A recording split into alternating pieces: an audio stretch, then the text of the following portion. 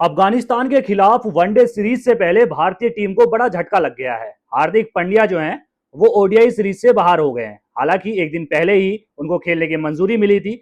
Fitness test के लिए बेंगलुरु हार्दिक पांड्या पहुंचे हुए थे। यहाँ पर वो फिट होते हैं। खबर निकल कर आ जाती है मंगलवार के दिन कि हार्दिक पांड्या फिट हैं और जो है अफगानिस्तान के खिलाफ शनिवार से जो ओडीआई की सीरीज खेली जाएगी, पहला मुकाबला धर्मशाला में खेला जाएगा, उसमें हार्दिक पांड्या हमें नजर आ सकते हैं। लेकिन बुधवार आते आते खबर निकल कर आ गई कि हार्दिक पांड्या को फिर से जो है वो चोट लग गई है, यानी कि फिर से घायल हो चुके हैं। उनकी जांग में जो है कुछ दिक्कत बताई जा रही है और अब इसको ठीक होने में कम से कम 3 से 4 हफ्ते लग सकते हैं। यानी कि पूरे ओडीआई सीरीज से जो है वो हार्दिक पांड्या बाहर हो चुके हैं। ये खबर कहीं ना कहीं भारतीय टीम के लिए बहुत बड़ा झटका है। हालांकि अफगानिस्तान के खिलाफ मैं इतना बड़ा झटका नहीं मानता हूं, लेकिन हार्दिक पांड्या को ओडीआई वर्ल्ड कप 2027 के लिए तैयार किया जा रहा है।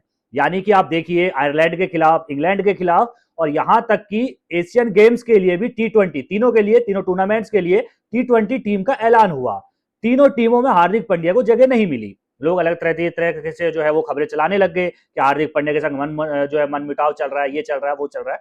अलग अलग तरीके से लोग खबरें चलाने लगे। लेकिन उसके बाद खबर, जो हकीकत में खबर थी, वो ये थी कि हार्दिक पांड्या को अब ओडीआई वर्ल्ड कप के लिए तैयार किया जा रहा है। ओडीआई सीरीज में ही जो है हार्दिक पांड्या खेलते हुए नजर आ सकते हैं।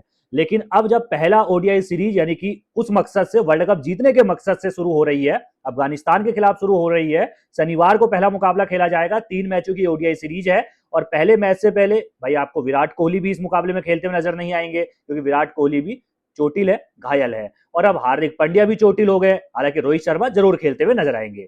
उसके बाद अगले महीने इंग्लैंड का भी दौरा है और यहां पर भी 3 मैचों की ओडीआई सीरीज खेली जानी है।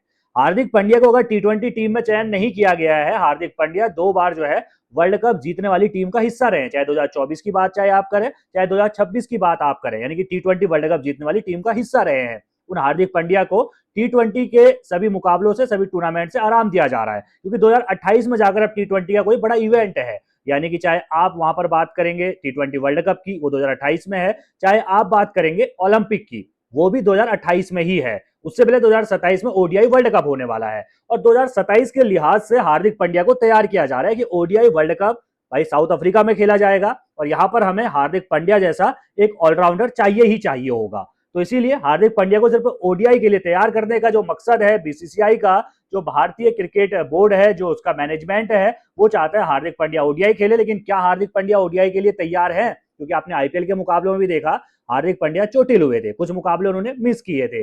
उसके बाद बताया गया फिट है। लेकिन क्या हार्दिक पांड्या 10 ओवर एक दिन में एक मुकाबले में डाल सकते हैं? वैसे ऑलराउंडर की भूमिका निभाएंगे, तो मुझे नहीं लगता कि आप उनको 5वें गेंदबाज के तौर पर खिलाइए। आप उनसे 5 ओवर करवा सकते हैं, ठीक है, 4 ओवर तो वो T20 में भी करते ही करते हैं। तो मुझे लगता है कि भाई इतना वर्कलोड हार्दिक पांड्या पे नहीं डालना चाहिए। भाई आप T20 ओडीआई सब कुछ खेले, बाकी आपने सारी अलग अलग टीमें बनाकर रखी हुई हैं। लेकिन हार्दिक पांड्या एक उपयोगी खिलाड़ी भारतीय टीम के लिए हैं। हार्दिक पांड्या के बाद मुझे नहीं लगता कि कोई ऐसा ऑलराउंडर है। और हार्दिक पांड्या भी भारत की बहुत देर के बाद खोज है। कपिल देव के बाद मुझे लगता है हार्दिक पांड्या जो है वो इतने लंबे समय तक टीम में बने रहे ऑलराउंडर की भूमिका में। गेंदबाजी आप उनसे पहला ओवर करवा लीजिए या फिर आप उनसे लास्ट ओवर करवा लीजिए, दोनों समय पर वो गेंदबाजी कर सकते हैं। बल्लेबाजी की अगर बात करें तो बीच में मिडिल ऑर्डर में बल्लेबाजी को स्थिरता देना, फिनिशिंग देना, भली बात है हार्दिक पांड्या जानते हैं। कई मुकाबलों में हमने ये कारनामा उनके बल्ले से करते हुए देखा भी है। हालांकि मौजूदा समय में मुंबई इंडियंस के अंदर कहीं ना कहीं वो सियासत का शिकार भी हुए और इसके अलावा अगर देखते हैं तो उनके पास फॉर्म भी नहीं रही। अगर खुद की फॉर्म अच्छी होती तो हम और खिलाड़ियों पर सवाल उठा सकते थे, लेकिन हार्दिक पांड्या की फॉर्म भी इस आईपीएल में बिल्कुल भी अच्छी हमें नजर नहीं आई है। वो हार्दिक पांड्या नजर नहीं आए। लेकिन हार्दिक पांड्या का होना, एक विश्वास रहता है कि अभी भी मैच हम जीत सकते हैं। तो ऐसे हार्दिक पांड्या की भारतीय टीम में बहुत ज्यादा जरूरत है।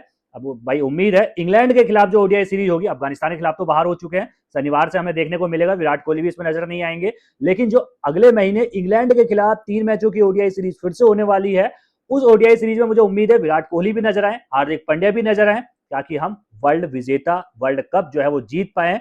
2011 के बाद से हम ओडीआई का वर्ल्ड कप नहीं जीत पाए हैं और अब उम्मीद है 2011 से 2027 यानी कि 16 साल करीब गुजर चुके हैं।